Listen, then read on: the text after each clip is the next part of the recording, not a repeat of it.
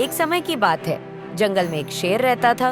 वह शेर अब बहुत बूढ़ा हो गया था और उसकी ताकत भी कम हो गई थी। अब उसमें शिकार करने के लिए जंगल में जाने की ताकत नहीं बची थी और उसकी हालत बहुत खराब हो गई थी। एक दिन वह शेर अपनी गुफा में बैठकर सोचने लगा, अगर मेरी हालत ऐसे ही रही तो मैं भूखा मर जाऊंगा।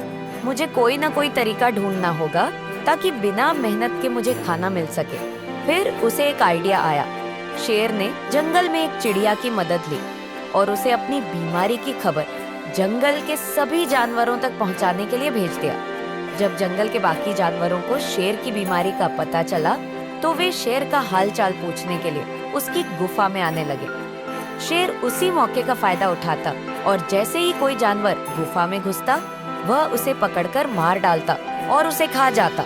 इसी तरह शेर के पास हर दिन एक नया शिकार आ जाता और उसे खाने का मौका मिल जाता। वह अब जंगल में शिकार करने के लिए नहीं जाता था, आराम से गुफा में बैठकर ही उसे खाना मिल जाता था।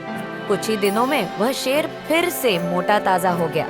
एक दिन एक चालाक लोमड़ी ने शेर से मिलने की सोची, लेकिन लोमड़ी इतनी समझदार थी कि वह शेर की गुफा के अंदर नहीं गई। वह गुफा के द्वार पर खड़ी होकर शेर से बोली, वनराज, आपकी तबीयत कैसी है? क्या अब आप बेहतर महसूस कर रहे हैं? शेर ने कहा, मित्र, मैं तो बहुत कमजोर और बीमार हूँ। मेरी दृष्टि भी कम हो गई है। तुम अंदर आओ, मेरे पास बैठो और मुझे आखिरी बार देखो। शेर ने उसे अंदर आने के लिए बहलाया, लेकिन लोमड़ी बहुत समझदार थी।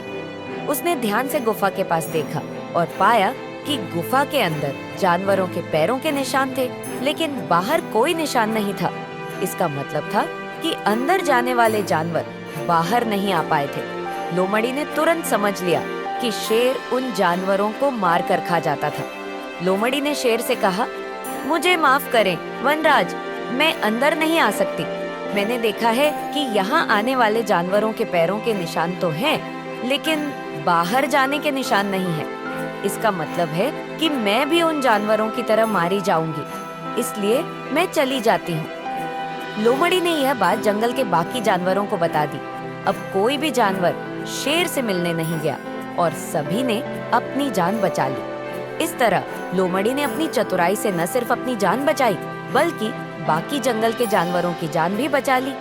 इस कहानी से हमें यह सीखने को मिलता है कि समझदारी और चतुराई से हम किसी भी मुश्किल से बाहर निकल सकते हैं।